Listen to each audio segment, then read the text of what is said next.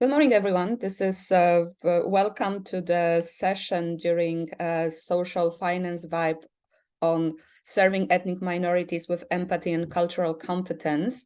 This is my great pleasure to be here today with you and excellent panelists who are going to debate based on their experiences how we can support ethnic minorities, and we are going to focus on Roma experience. Let me introduce you to the panel today. So we have Daniela Aydin, project officer at the Council of Europe Development Bank, where she manages an EU-funded project which aims to advance financial inclusion on housing opportunities for Roma communities in Bulgaria, Romania, and Slovakia. Before joining Council of Europe, Daniela worked for more than 12 years at the Open Society Foundation. During this period, she worked across variety of programs and regions promoting social and economic inclusion of Roma and Sinti minorities. She holds law degree from University of London and Master of Arts in Public Administration from Central European University. Then we have Małgorzata Kołaczek, who is a vice president of the Foundation w Stronę Dialogu, so Foundation Towards the Dialogue. Dr. Małgorzata Kołaczek is a political scientist, former deputy director and assistant professor in the Institute of Intercultural Studies, Jagiellonian University. She is a co-founder and vice president of Foundation Towards Dialogue. She created Roma Community Center in Warsaw. She is a book reviewer for Romani Studies, author of Ethnic Mobilization of Roma and the European Union, Poland, Slovakia, Hungary, co-author of Direction Future, 25 Years of Freedom and Roma People, cooperation between universities and NGOs as civil society animator using the potential of cultural heritage. For the 20 years, she has reached topics regarding the Roma community, ethnic mobilization and social political situation and media coverage of this minority. Then we have Petrica Dulgeru, who is a founding member of READY, who is the Roma Entrepreneurship Development Initiative, a network of non-for-profit organization and for-profit aggregator companies that works to promote social inclusion and combat discrimination social discrimination. As a chemist with a background in academia and wealth of experience in both the private and non-profit sector, Petrica has proven track record of successful launching and managing social enterprise startups. And last but not least, Kamil Prosinowski, who is ex-vice president of Poland's Welcome. Kamil is a seasoned professional from the corporate world with a track record of holding key leadership roles in several global organizations. However, the Ukrainian war began, coming along his classmate, as Patrycjusz Gavel and dedicated group of friends embarked on a remarkable journey. Together, they founded a startup charity known as Poland Welcomes, and that is registered in Poland. So it is my great pleasure to have you talking today with us about your experiences and sharing some insight from the work that you are doing. And during this session, we would like to look at increase the awareness on challenges that are faced by Roma community, identify the gaps and opportunities that we can to improve the well-being and enhance understanding of the landscape and efforts of initiative that empower Roma community. So big welcome to you. And then maybe to start, I would like you to respond with one question as a scene setting. So based on your experience with Roma community, what would be the one thing you would like the audience to know? And maybe I will ask Daniela to start. Yeah, I hope I'm not sharing new information for our audience. I'm sure we have a lot of knowledgeable people among the speakers, but also as participants. So what I have seen over the years, working, first at the beginning of the Open Society, and now here at the Council of Europe, what I've seen that indeed Roma people are the most vulnerable group if we look compared to other vulnerable groups in Europe. and they've suffered a lot of discrimination, a lot of there is widespread prejudice. And what I have seen is that a lot of civil society actors over the years have taken a more human rights approach, employing a more human rights narrative to in their advocacy efforts to fight for inclusion. And I think that has been very important. It's still very important, but I think it hasn't been enough in itself in compelling national governments to take very determinative action in addressing discrimination. And I think civil society actors, together with international organizations, can do more to highlight the economic potential, the demographic dividend that Roma represent, and we know about it. There are a lot of reports conducted by the World Bank, especially the electoral potential of the Roma. And I think we should be able to develop policies, messaging, narratives that really highlights this. We are seeing, for example, that young Roma are joining the employment in some of the countries in Eastern Europe in the labor market at higher rates than the majority population. For instance, I think in Romania, the new labor market entrants are about 21%. They're represented by the Roma. And the number is similar in Bulgaria, about 23%. So there is a lot of potential there. The reality that we're facing, especially in some of these countries in Eastern Europe, the declining population, the graying of the population, so to say, it's a reality that can be addressed by highlighting, by investing in the Roma communities. Because these people, these young people who are joining the labor market nowadays, among them many Roma men and women, they will be contributing to the taxes that will cover the pensions, the healthcare, the infrastructure needs of these countries, and they can. They're the best investment, as I see it, and I hope everybody sees it. The best investment that these countries can do to use this resource, mutually, to be able to invest in their recovery needs, and also to contribute to more European-wide, efforts like the digital and just transition. So I would like to see more of the economic empowerment narrative for financial inclusion, something that I haven't seen so loud in the civil society field. Thank you very much. Patrika, so maybe I will ask you right now, because you work a lot on the economic. So can you cite from your work? Yeah, I think this was a fantastic intro from Daniela. To be honest, I have almost nothing else to add, because Daniela really hit the nail on its head.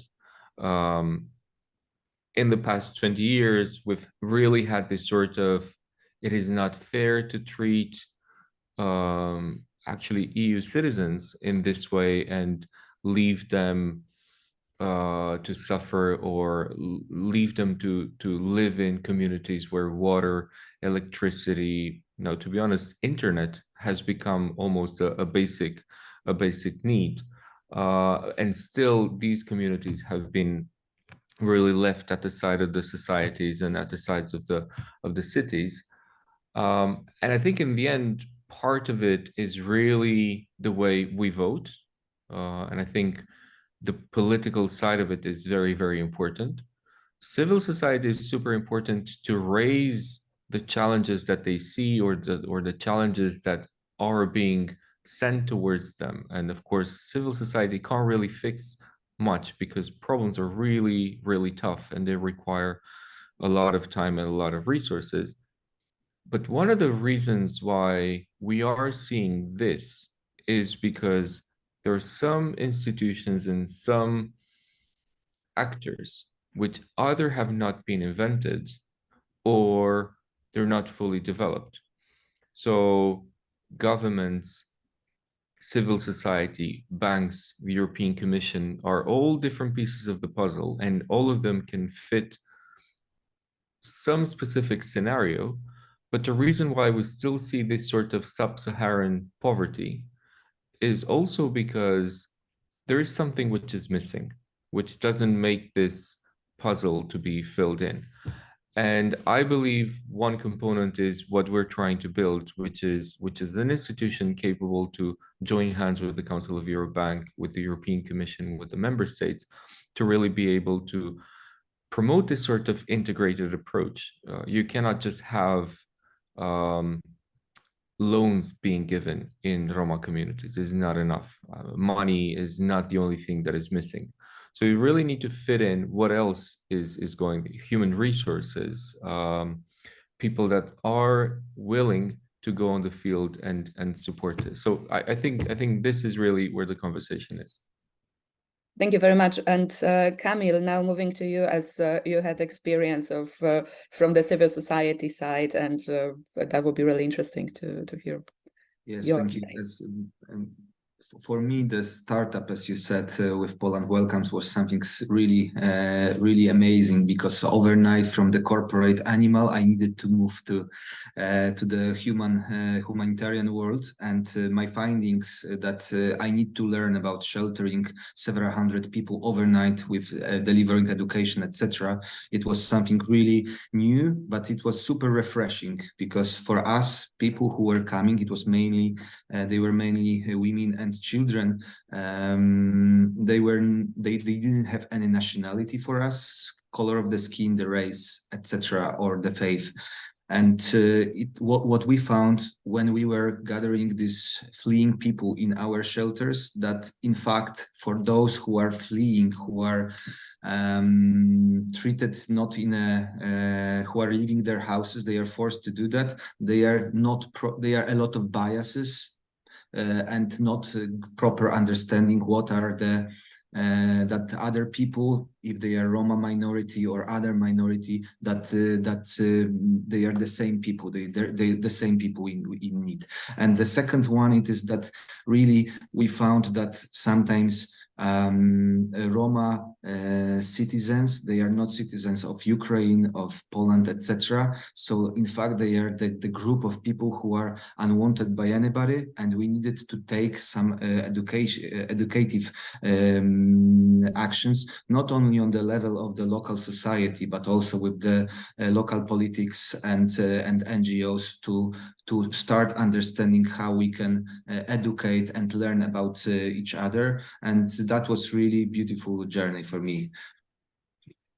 Thank you very much. So this is a really good transition to Małgorzata, whose foundation towards dialogue is actually doing a lot in the educating sphere. And I will try my best to share the PowerPoint presentations. So if I fail, Małgorzata can start maybe sharing. Don't worry about it at all. I just want to piggyback on what was already said, because I think that many important points were already mentioned in a very successful as well bullet point manner, and I think it's very important to add that we are oftenly talking about Roma community as a very homogeneous, very big group without diversity, and it is community with a huge diversity, actually, and with a lot of capabilities. We oftenly discuss Roma communities as marginalized communities, minorities in every country, which is of course true, and this needs a systemic approach. But at the same time,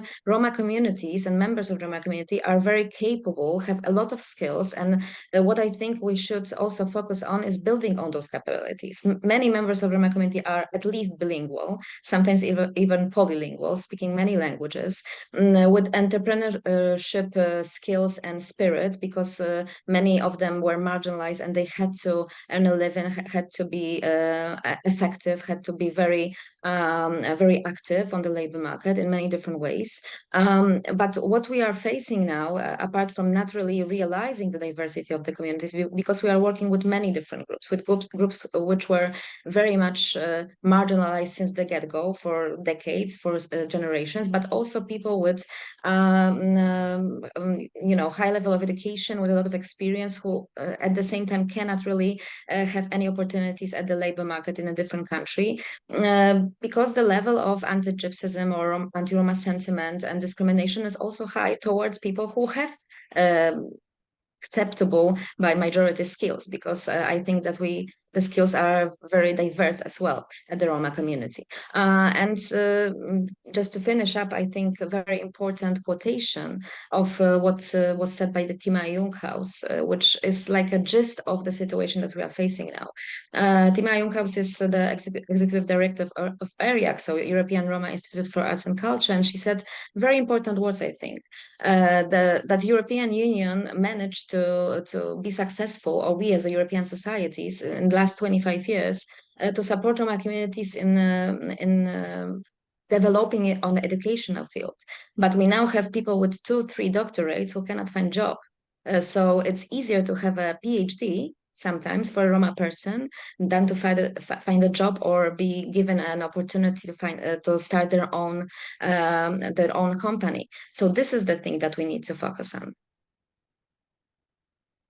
Perfect. Thank you. Thank you very much. I think it was a great introduction to the topic, and it because of your very diverse experience and which is very complementary to build the holistic view on what are the issues and what could be potential solutions.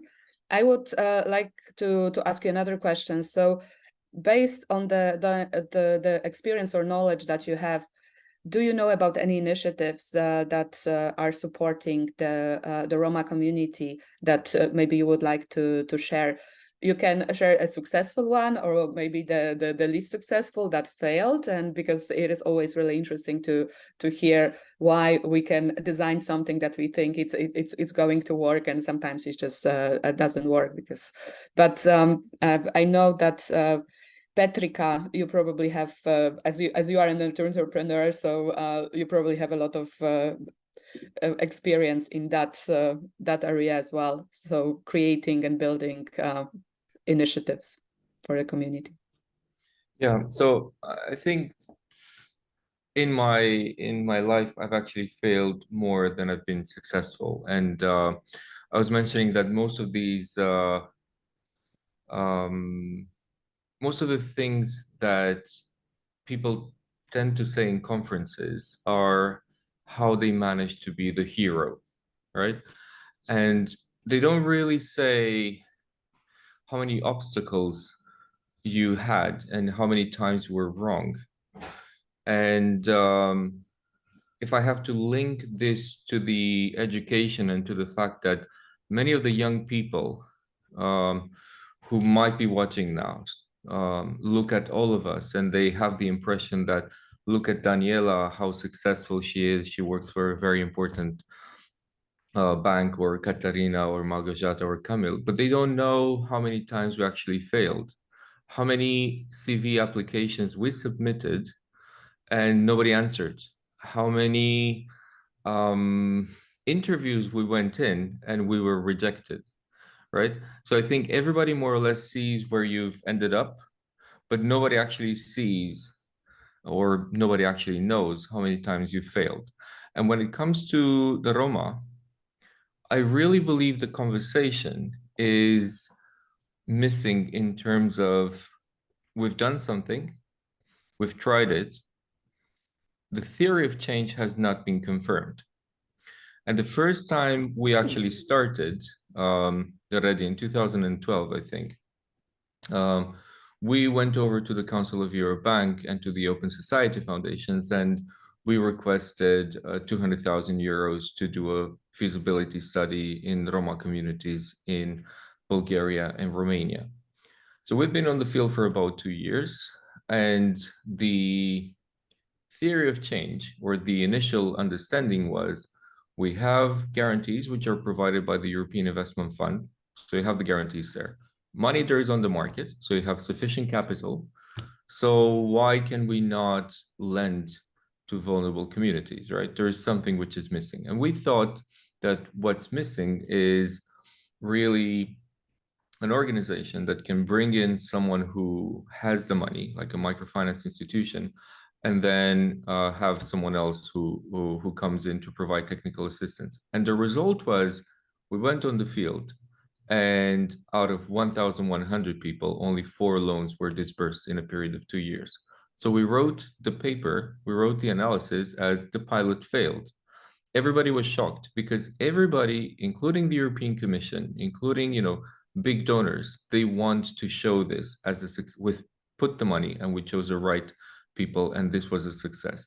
And I think part of the reason why we don't see things happening on the field is because nobody talks about the fact that you've made mistakes in either choosing the wrong people, either designing the wrong trainings. I have to tell you, some of our trainings currently, so I'm not saying about how stupid we were and we've become smart, we are still stupid, right?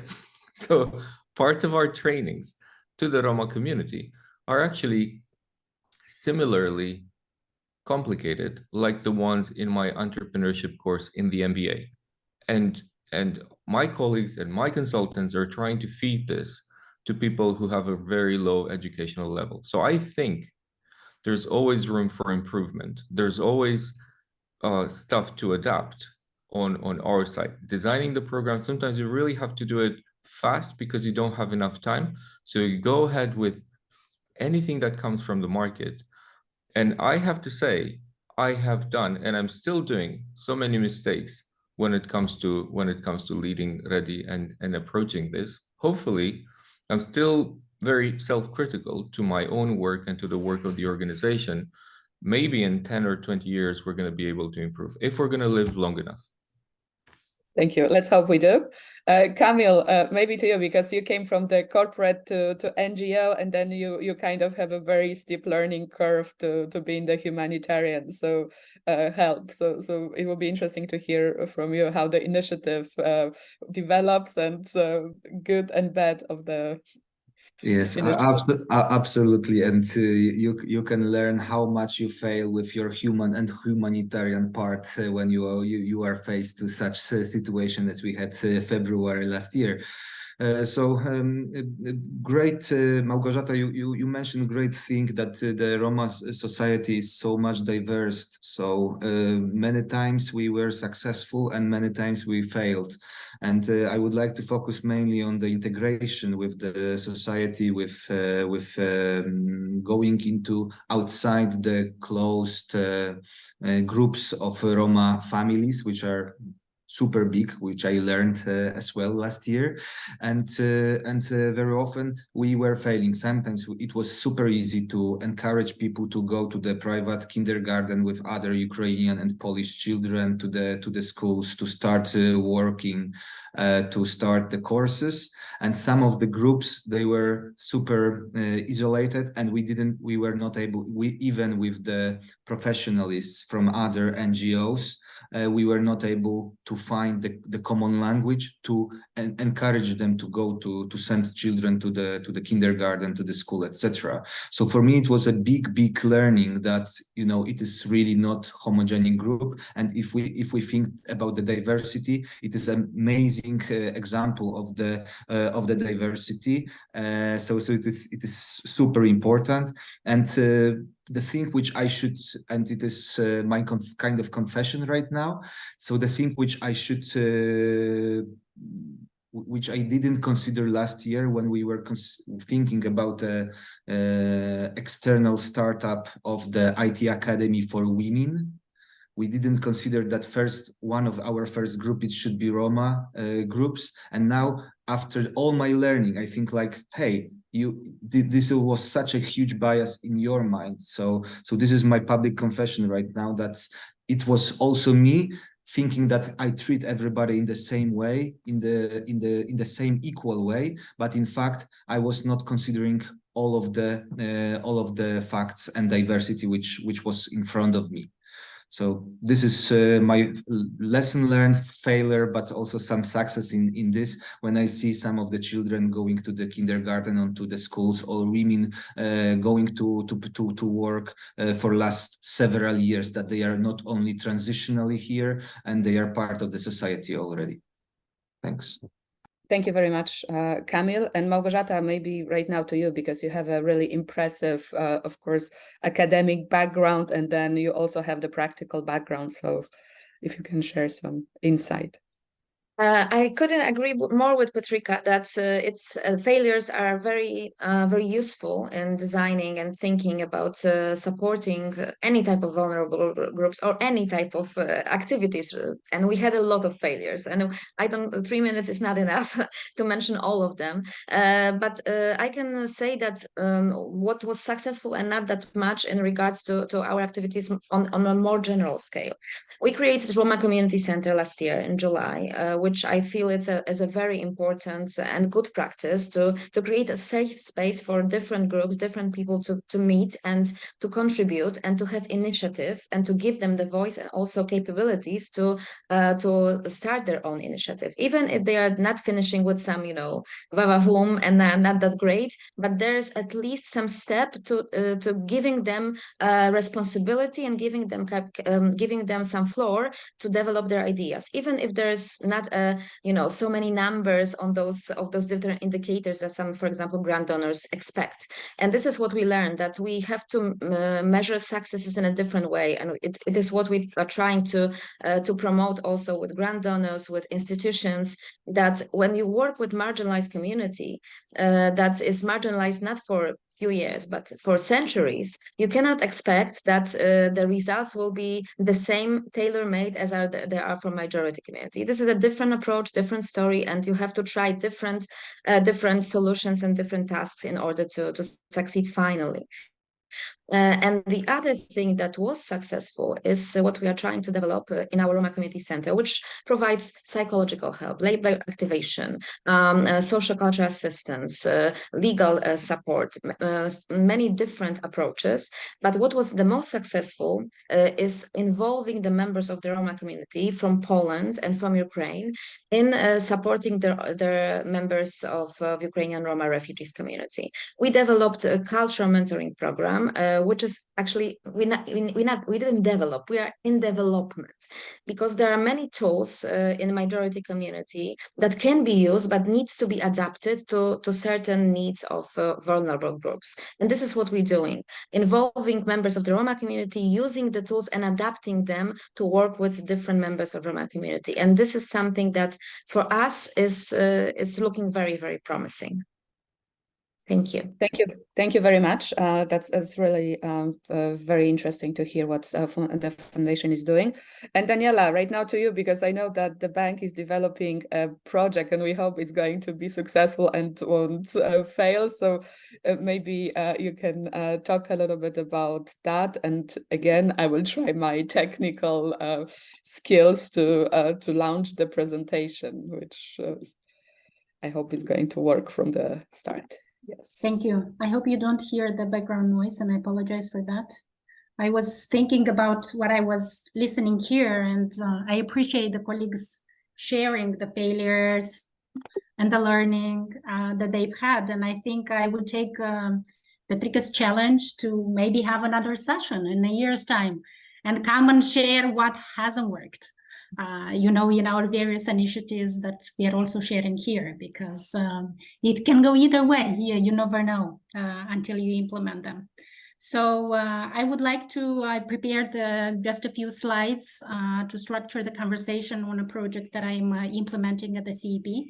And this is the project Hero, Housing and Empowerment for Roma. You can move to the next slide, please.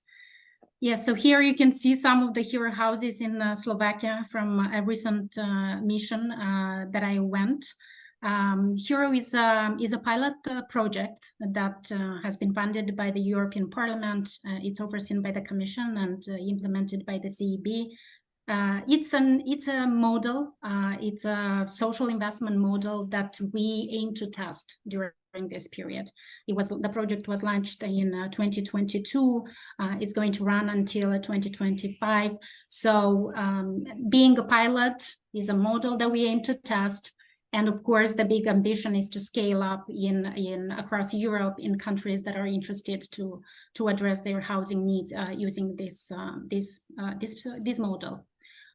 So the project is implemented via national consortia, which are composed of a financial intermediary, a bank, which is a very, very crucial actor. Hero wouldn't exist if we wouldn't have a bank. and a bank working together with civil society organizations as co-implementing partners, working, of course, very, very closely with local governments. Next slide, please.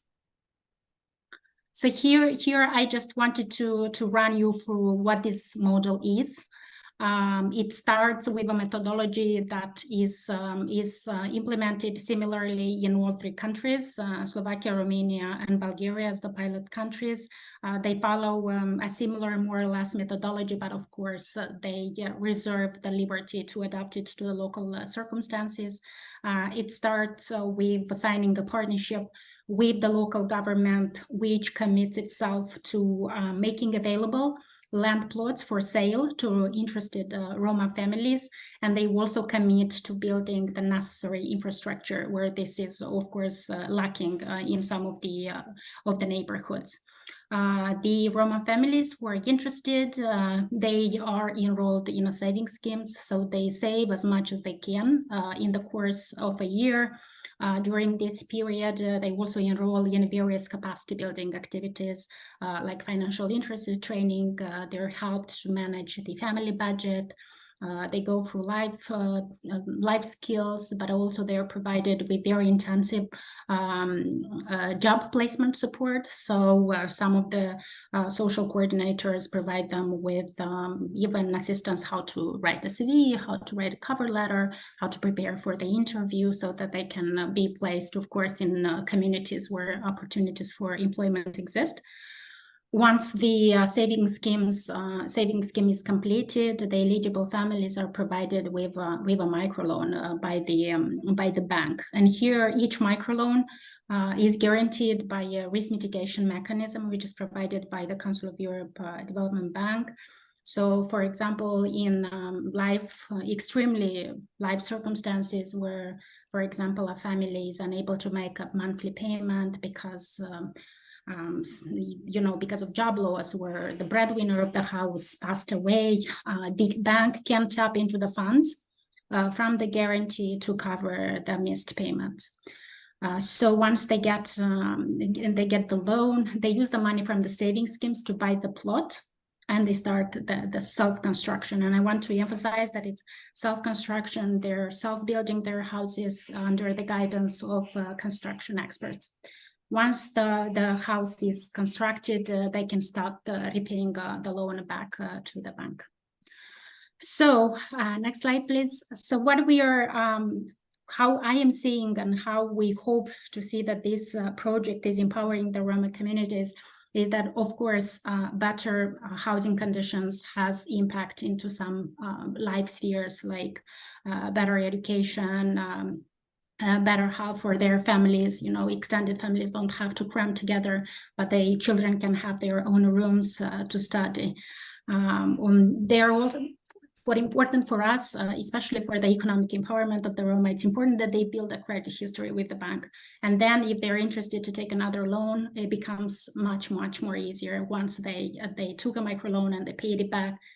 And as I see it from the work with financial intermediaries, for us, it's also very important to build a baseline of the default rates, because from our experience collaborating with financial institutions, there is still this, opinion that Roma represent a riskier group when it's not the case. For instance, in Slovakia, the default rates from the experience of our implementing partner, it hasn't been higher than the majority population. So we also want to build this baseline in these three countries, so that in the future, if we decide to scale up the project, we can present this data to the banks, which currently does not exist. Okay, so in terms of what we are learning, it's very important to work with Roma organizations who know very well the communities, because it takes a very long time to build the personal relationships. Something has happened with the slides? I'm sorry, because we're running a little bit of time, so I thought that we might be wrapping up. Okay, I'll just wrap up in a minute. 30 seconds.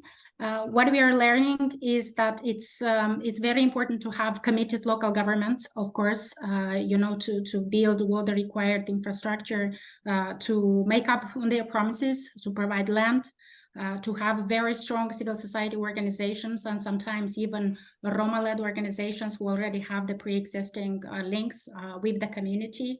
And being a development project, usually we don't factor in how much time it takes to launch this kind of projects. These projects has been, planned to run until 2025, but it usually takes about 6-7 years from beginning to end. So again, for the learning, maybe another session in the future where we can come and share both the learnings and the failings and the successes. Thank you very much, Daniela. Definitely, I will take you on your offer to hear after a year experience of the project where you are and what was the lessons learned. So right now we have a little bit of time for question and answers, and I would like to launch a poll of how did you like the session. So something may pop up on your screen in a second. And if there are any questions from the audience, this is a good moment to ask. Please raise your hand and then I will.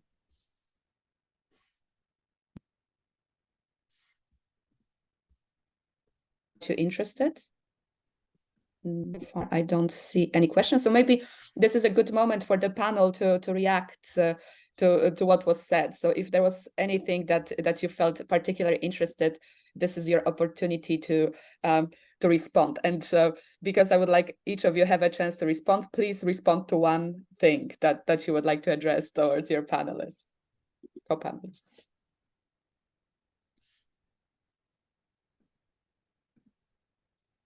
It's a popcorn style. Whoever would like to say something, it's your chance. So maybe I ask Daniela. Daniela, why do you think we don't have any social or housing program when it comes to Roma? Because I think you're really tackling an area which is completely new. No, I don't know any organization or Roma organization which works on social housing, just because the problem is so difficult. Do you have any comment on that? Well, I'll try to respond based on what I'm seeing.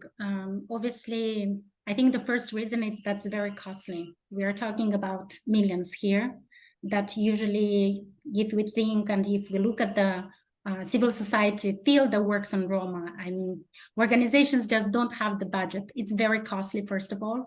And second, to work on housing, it's bringing together so many disciplines, so many actors, that it's simply very, very difficult to coordinate. I'm looking in the framework of HERO. And we are not working with many organizations and many actors.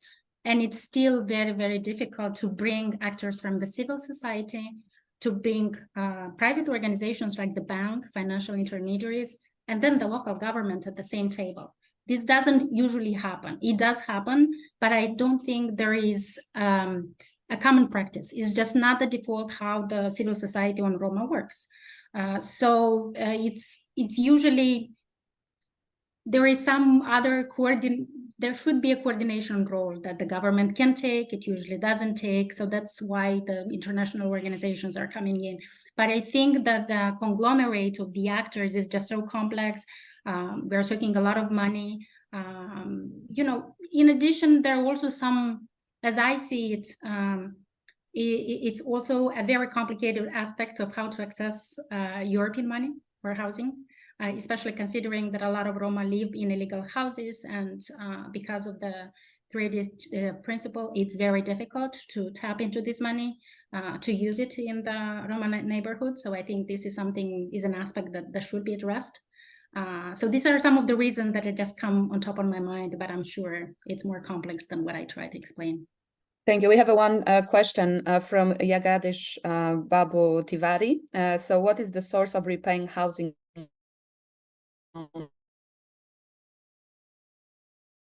long term? What is the source of repay for you? So you were breaking, so I'm not sure I heard the question well, but I'm going to repeat. What is the source of repaying the microloans that have been taken by the Roma families?